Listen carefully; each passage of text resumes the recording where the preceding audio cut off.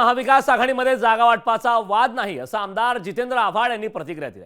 पितृपक्षानंतर जागा वाटपाची अधिकृत घोषणा होण्याची शक्यता आहे. तर बैठकीत सर्व जागांवर चर्चा होणार. महाविकास आघाडीत एकोप्यानं निर्णय घेऊ असंही आव्हाड यांनी म्हटलंय.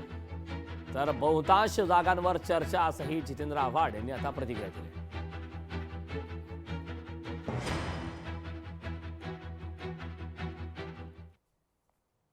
विदर्भाच्या जागा असं नाही, पण महाराष्ट्राच्या बहुतांशी जागेवरती चर्चा सकारात्मक होते आणि धीम्या गतीने का होईना पण चर्चा होऊन एक एक जागा बाजूला काढली जाते. आमच्या ज्या जागा आहेत त्याच्यावरती ऑलरेडी आम्ही इच्छुक उमेदवारांच्या चर्चा सुरू केल्या आहेत, त्यांच्याशी बोलतो आहोत आणि लोकसभेची जशी यादी जाहीर झाली होती तशी यादी जाहीर होईल ना. महाराष्ट्रातल्या सगळ्या विभागातल्या जागेची गांभीर्याने चर्चा सुरू आहे.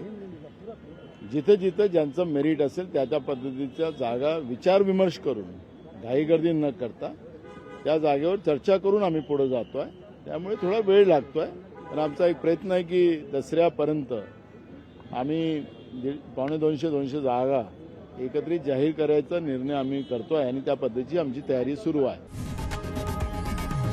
लोकशाही मराठी ऐका, पहा, जागरूक रहा.